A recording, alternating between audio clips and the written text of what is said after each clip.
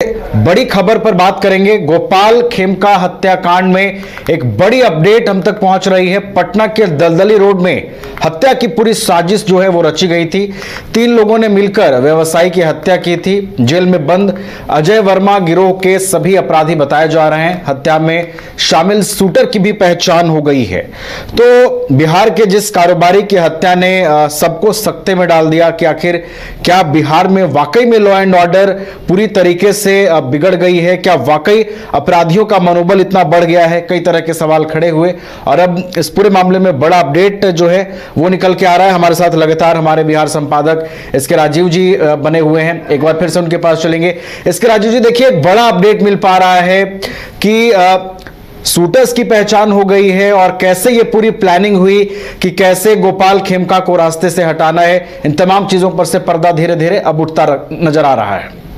नहीं, देखिए नवीन, ये इस वक्त की सबसे बड़ी खबर है कि जो गोपाल खेमका हत्याकांड जो है उसकी कड़ी, जो लगातार ये बातें कही जा रही थी कि उसकी कड़ी काफी उलझ जाएगी, उसको पुलिस ने सुलझाने का काम लगभग अब शुरू कर दिया है।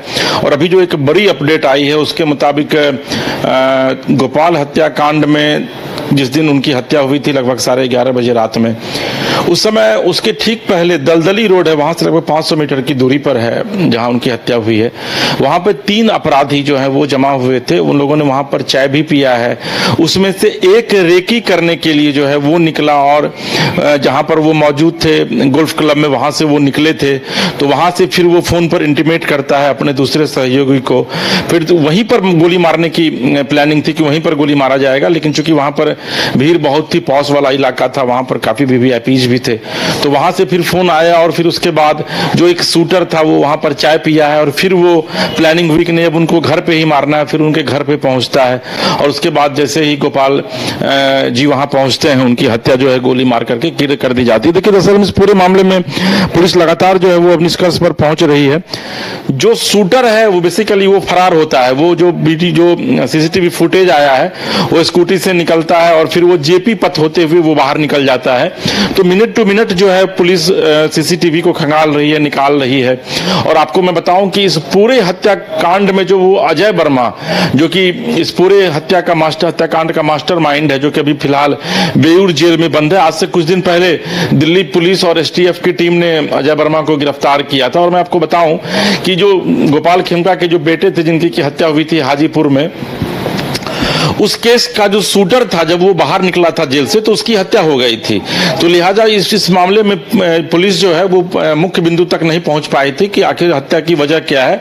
और उसके बाद फिर इस केस को क्लोज कर दिया गया था। लेकिन अब फिर से एक बार इस केस को खोला गया है और स्पीडी ट्रायल इसमें पुलिस जो है वो करवा रही है। और पुलिस ने यह साफ कह दिया है कि पूरे जितने भी इसमें लोग शामिल हैं, इन्वॉल्व हैं, तमाम लोगों की पहचान कर ली गई है।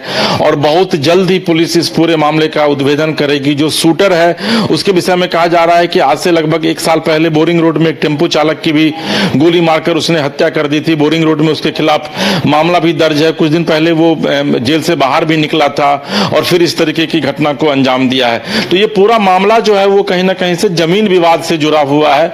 ये लगभग कन्फर्म हो गया है। लेकिन आपको पता है नवीन की बहुत ही हाई प्रोफाइल ये मर्डर है। इवन की आप समझिए कि एक मुख्यमंत्री को अगर आप छोड़ दे तो बाद बाकी राज्यपाल तक इस मर्डर को लेकर के उनके परिवार से मिलने के लिए गए हुए थे। तमाम जो पुलिस अधिकारी हैं उन पर सवाल उठने लगे थे। डीजीपी को मुख्यमंत्री ने जमकर फटकार लगाई थी। तो पुलिस जो है वो अब आप कह सकते हैं कि बहुत तेजी में इस पूरे बिंदु पर जो है वह काम कर रही है। फतुहा, आरा, हाजीपुर कई जगहों पर छापेमारी की गई है।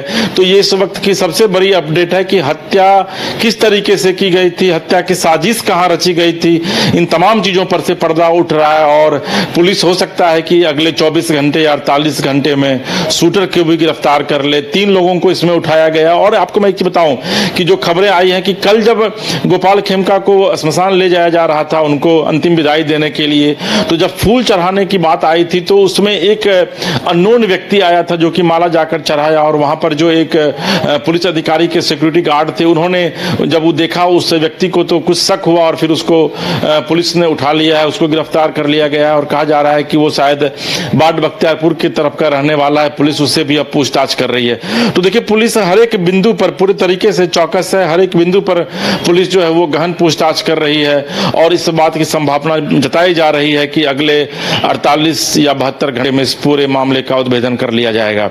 जी नवीन।